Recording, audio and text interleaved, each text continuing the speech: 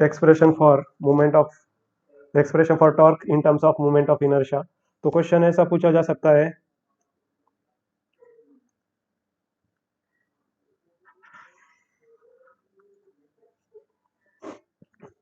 Board के exam में question ऐसा पूछा जा सकता है, derive an expression for torque in terms of moment of inertia. 3 marks के लिए ये बोर्ड के एग्जाम में क्वेश्चन पूछा जा सकता है। तो इसका आंसर है, तो आपको पहले डायग्राम निकालना पड़ेगा। तो डायग्राम अगर निकाला तो आपको कितना मार्क्स मिलेगा, 1 मार्क्स। ओके, तो ये डायग्राम है expression for torque, figure number 1.70। अगर इसका डायग्राम निकाला आपने तो आपको कितना मार्क्स मिलेगा, 1। अगर एक्सप्रेशन अच्छे से लिखा तो आपको कितना मार्क्स मिलेगा, टोटल 3। डायग्राम के लिए 1 और एक्सप्रेशन के लिए 2।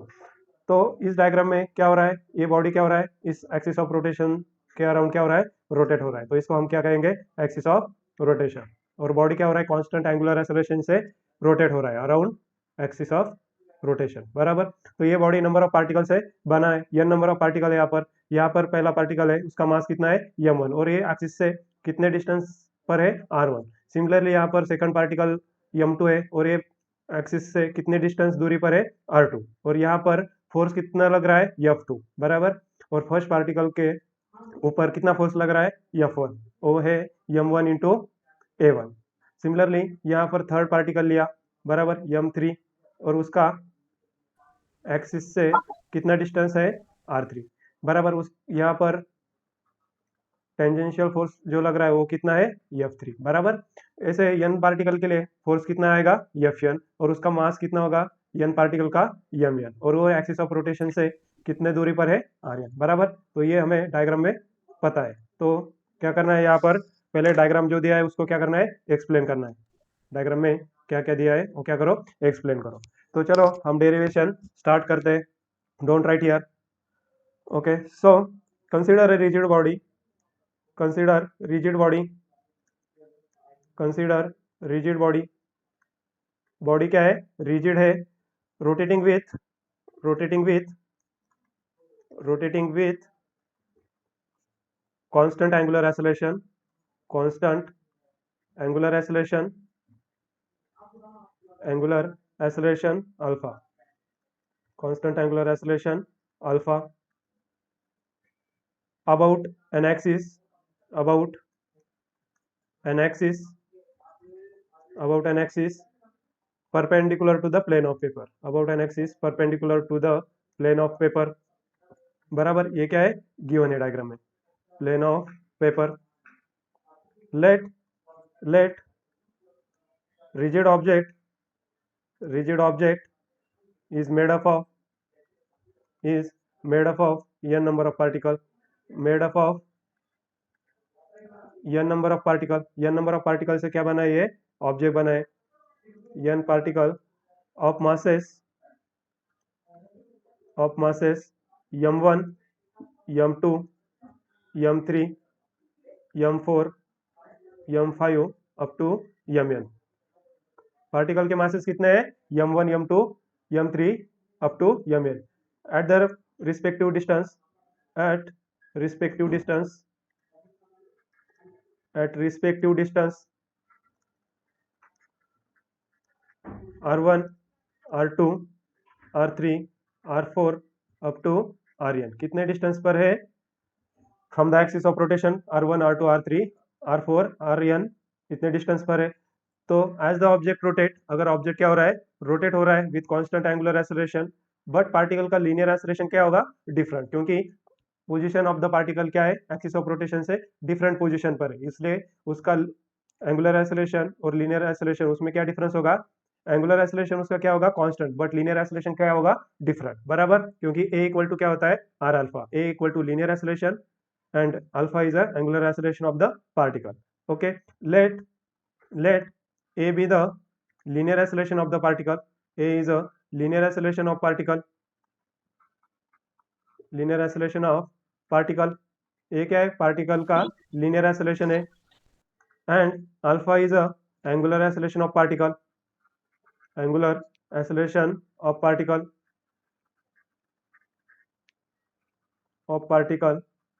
and r is a position vector of particle from axis of rotation, axis of rotation से पार्टिकल का कितना डिस्टेंस है r. Okay, as the object rotate, अगर ऑब्जेक्ट रोटेट हो रहा है, एज द ऑब्जेक्ट रोटेट, अगर ऑब्जेक्ट रोटेट हो रहा है तो उसका एंगुलर एक्सेलरेशन क्या होगा, सेम, बट लीनियर एक्सेलरेशन क्या होगा, डिफरेंट, क्योंकि पोजीशन वेक्टर क्या है, different. Okay, as the object rotate all these particle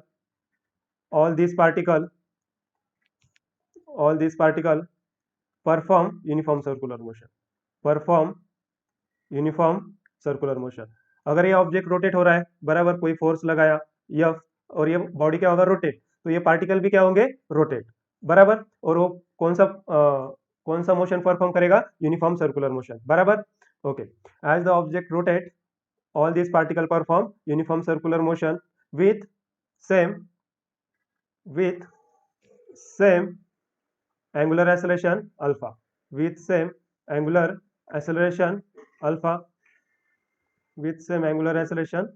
क्योंकि बॉडी क्या कर रहा है, कांस्टेंट एंगुलर एक्सेलरेशन से क्या हो रहा है, रोटेट हो रहा है अबाउट एक्सिस.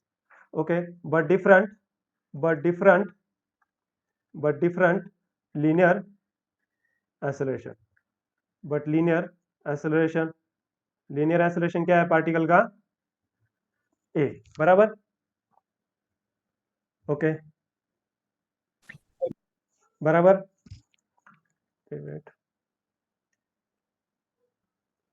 ओके, तो हमें पता है, therefore we know expression between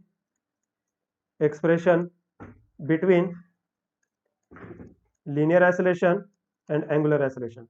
linear acceleration and angular acceleration के बीच में हमें क्या पता है, रिलेशन पता है या एक्सप्रेशन पता है. Expression between linear acceleration a and angular acceleration alpha,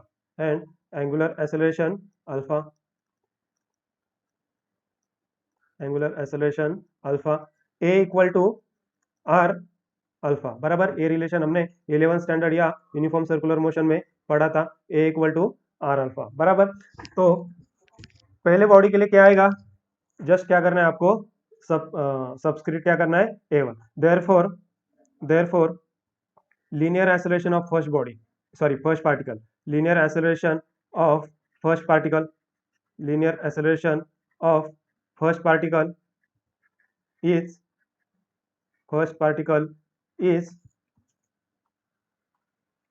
therefore linear acceleration of first particle, just क्या करना है आपको, सबस्क्रिप्ट क्या करना है, a1 जोड़ना है. therefore a1 equal to r1 into alpha, बराबर. ओके, तो ये पहले पार्टिकल के लिए हम लीनियर एक्सेलरेशन निकाल लेते हैं. उसके बाद force experience by the first particle, therefore force experience bye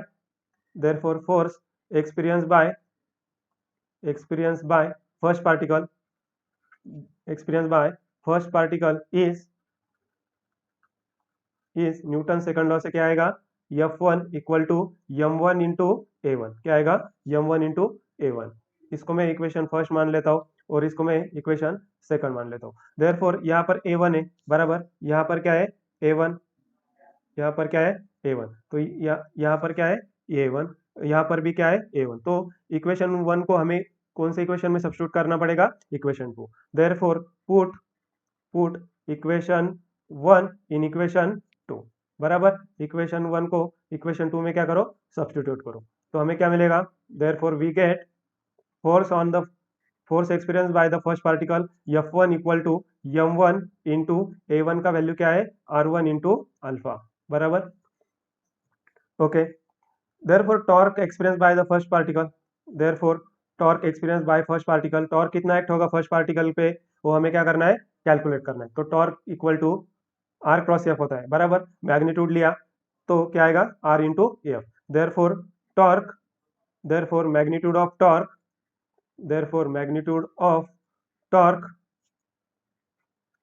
torque experience by first particle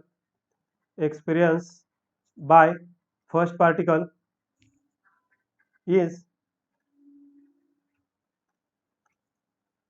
torque first equal to magnitude of r1 into magnitude of force first into sin theta.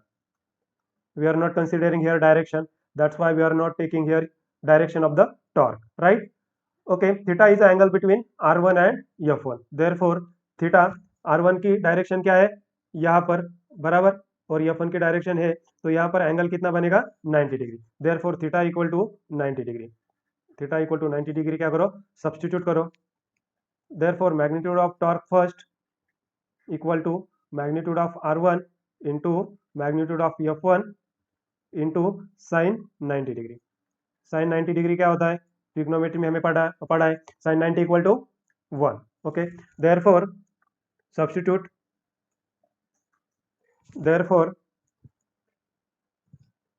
therefore torque experienced by the first particle equal to magnitude of r1 into magnitude of force f1 into sin 90 is 1, बराबर। यहाँ पर लिखो since sin 90 degree equal to 1, बराबर। अगर 1 से multiply किया तो expression क्या बनेगा हमारा, magnitude of r1 into force f1। तो इसको मैं इक्वेशन नंबर क्या मान लेता हूँ, इसको मैं इक्वेशन नंबर 3 मान लेता हूँ, बराबर। इक्वेशन नंबर 3, इसको मैं इक्वेशन नंबर 3 मान लेता हूँ, बराबर। तो यहाँ पर क्या करना होगा, therefore put equation 2 in equation 3, therefore put equation 2 in equation 3, equation 3 we get आपको क्या करना है, सिर्फ फर्स्ट पार्टिकल के लिए टॉर्क निकालना है, और उसके बाद आपको सिमिलरली टॉर्क मिलेगा n नंबर ऑफ पार्टिकल के, और आपको torque experience by the body निकालना है, तो टॉर्क का क्या करना है, एडिशन करना है, जस्ट इजी डेरिवेशन है, आपको 3 मार्क्स इजीली मिल सकता है। देयरफॉर पुट करो values, torque experience by the first particle equal to tau 1 equal to magnitude of r1, और फोर्स का वैल्यू क्या निकाला है हमने इक्वेशन 2 में, m1 into r1 into alpha, बराबर। यहाँ पर भी r1 है, यहाँ पर भी क्या है r1, तो r1 का क्या हो जाएगा square, therefore m1 into r1 square into alpha. This is the torque experience by the first particle. First particle के ऊपर कितना टॉर्क एक्ट हो रहा है, m1 into r1 square into alpha. Therefore similarly torque experienced by other particle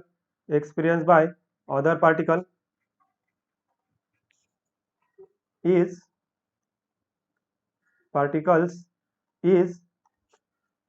tau 2, tau 3, tau 4, tau 5 up to tau n. Therefore write torque experienced by the second particle, just replace 1 by 2, m2 into r2 square into alpha. Similarly torque experienced by the third particle tau 3 equal to m3 into r3 square into alpha. For n particle के लिए torque कितना act होगा, tau n equal to m n R N square into alpha. तो हमने torque निकाल लिया n particle के, हमें क्या करना है, टॉर्क निकालना है in terms of moment of inertia. अगर टॉर्क का हमने एडिशन किया तो टॉर्क हमें क्या मिलेगा, बॉडी के ऊपर कितना टॉर्क, टोटल टॉर्क एक्ट हो रहा है, और in terms of moment of inertia भी मिलेगा, बराबर। ओके, देयरफॉर टोटल टॉर्क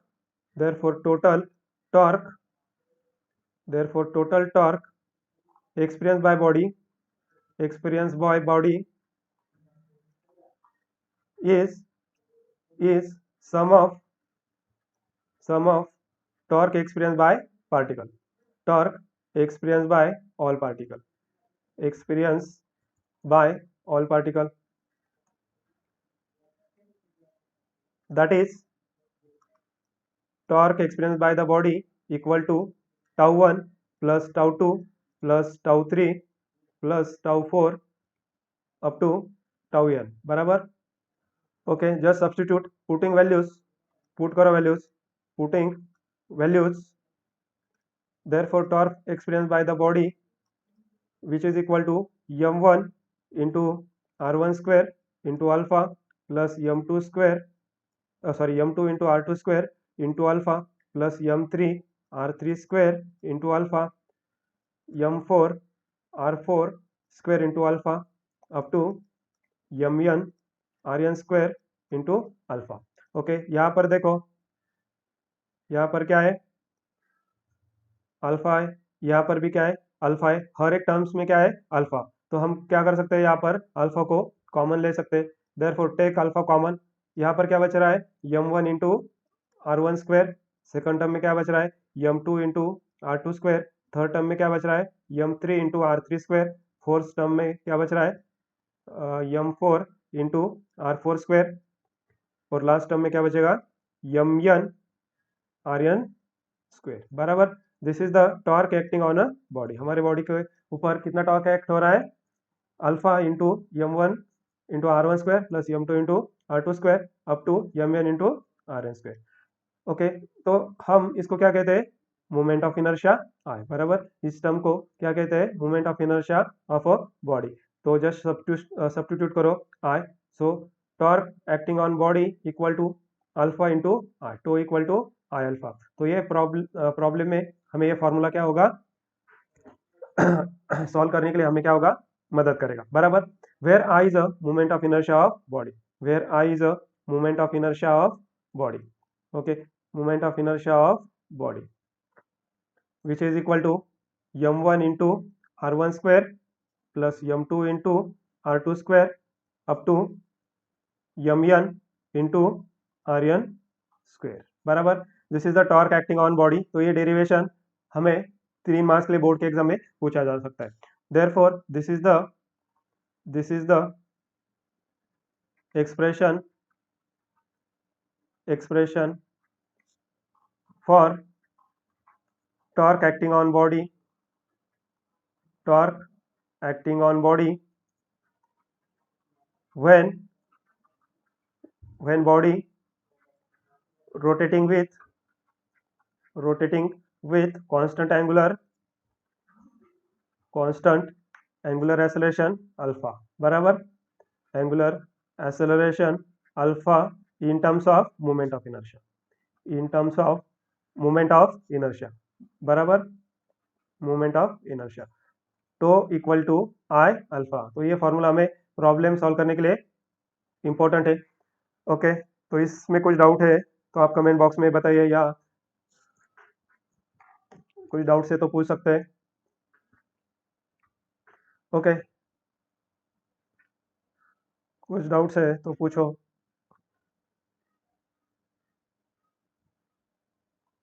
तो हमारा नेक्स्ट टॉपिक है conservation of angular momentum. Okay, next topic है हमारा कॉन्जर्वेशन ऑफ एंगुलर मोमेंटम।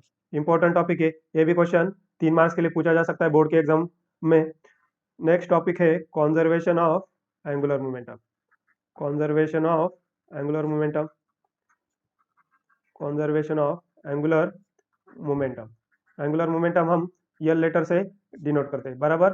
तो एंगुलर मोमेंटम हमारा कब कॉन्जर्वेशन होगा, जब हमारे सिस्टम के ऊपर अनबैलेंस एक्सटर्नल टॉर्क क्या होगा, अपसेंट, तभी क्या होगा, आप पूछ सकते हैं। Okay, conservation of angular momentum. तो बोर्ड के एग्जाम में क्वेश्चन ऐसा पूछा जा सकता है, 3 मार्क्स के लिए क्वेश्चन पूछा जा सकता है, show that angular momentum is conserve in the absence of external unbalance torque. तो क्वेश्चन ऐसा पूछा जा सकता है, show that angular momentum L, angular momentum L vector, because angular momentum क्या है, वेक्टर क्वांटिटी, वो डायरेक्शन के ऊपर डिपेंड है, is conserve in the absence of unbalance external torque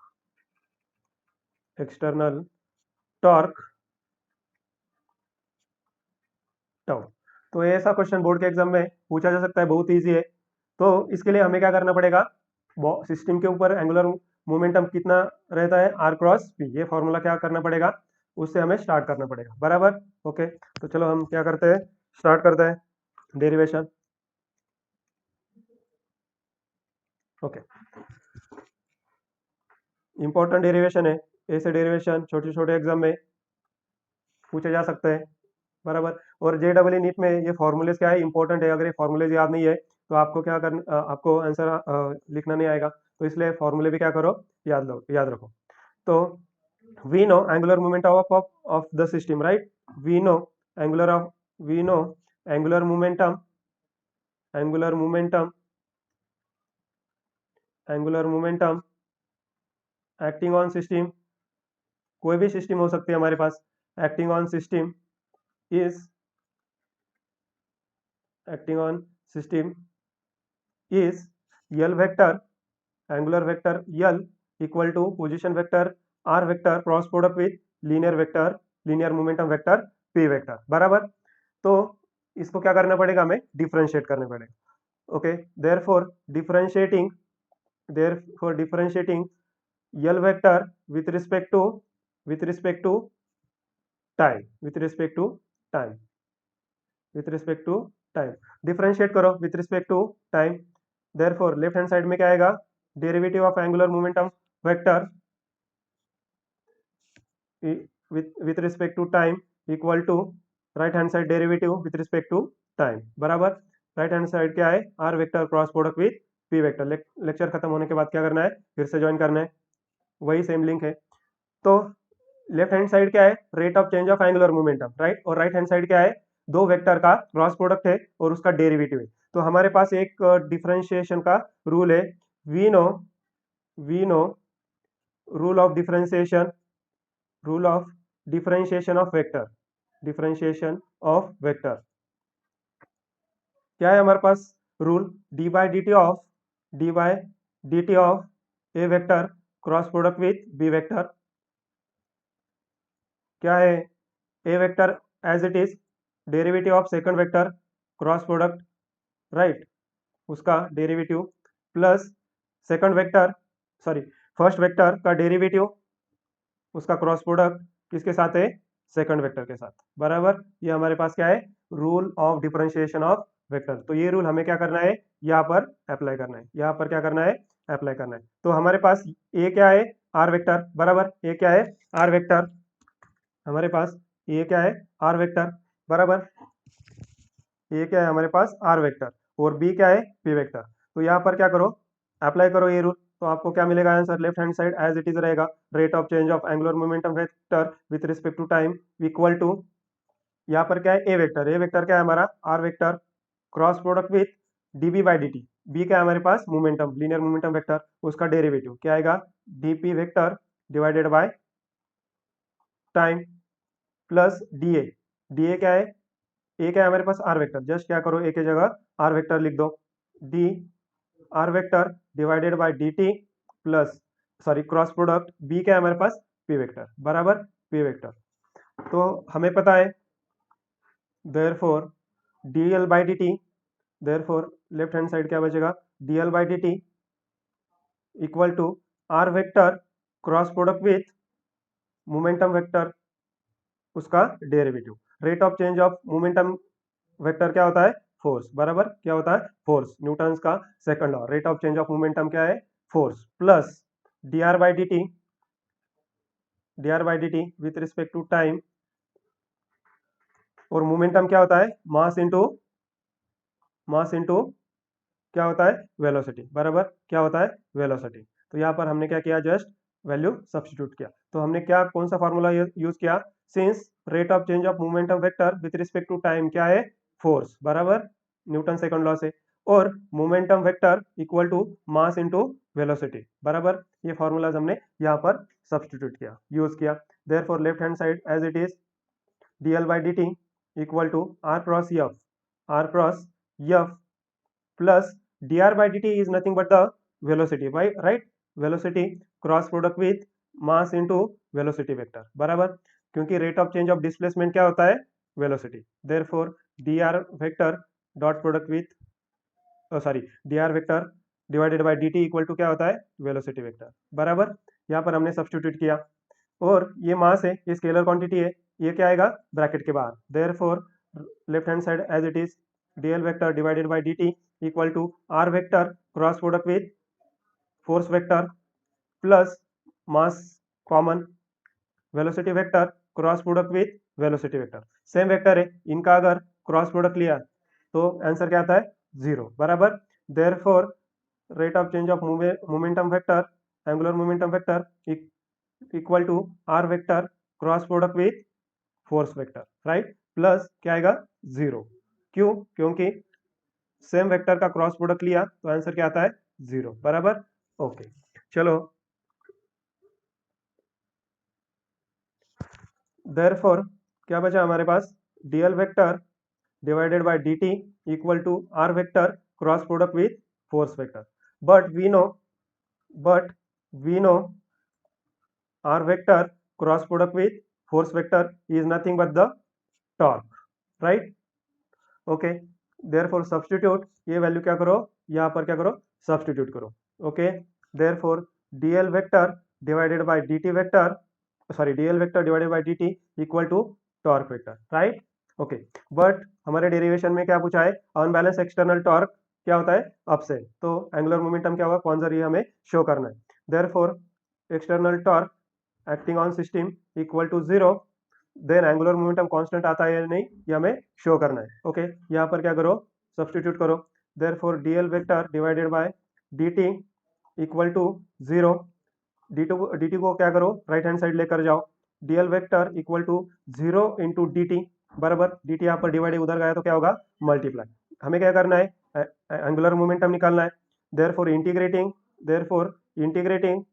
on both side, therefore integrating on both side क्या करो, integration ले लो, variable separable method कहा जाता है बराबर। Therefore integrating dl vector equal to integration 0 dt, integration और derivative क्या हो जाएगा, cancel. Therefore angular momentum equal to 0 का इंटीग्रेशन क्या आता है, कांस्टेंट, क्या आता है, कांस्टेंट। तो हमें यही शो करना था। अगर एक्सटर्नल टॉर्क, अगर एक्सटर्नल अनबैलेंस टॉर्क 0 है सिस्टम के ऊपर, तो एंगुलर मोमेंटम क्या आता है हमारा, कांस्टेंट बराबर, यही हमें शो करना था। ओके, बहुत इजी प्रूफ है, आपको 3 मार्क्स इजी मिल सकते हैं बराबर। ओके, देयरफॉर एंगुलर मोमेंटम क्या आया, constant, that is conserve.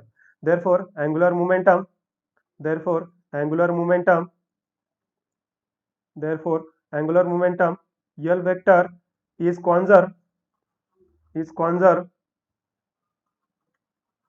in bracket constant in the absence of, in the absence of, in the absence of unbalanced torque। तो इसका एप्लीकेशन हम कहाँ पर करेंगे, बैले डांसर और driving in a swimming pool, वहां पर हम क्या करेंगे, एंगुलर मोमेंटम का यूज करेंगे। ओके ठीक है, आज के लेक्चर में हम इतना ही पढ़ेंगे, 2 डेरिवेशन। नेक्स्ट लेक्चर में हम रोलिंग मोशन पढ़ेंगे। ओके चलो, take care, bye bye and happy learning. Next lecture में हम रोलिंग मोशन पढ़ेंगे, ठीक है।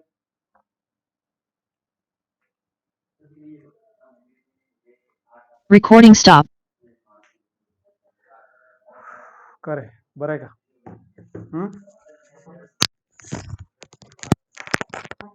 90 10 minutes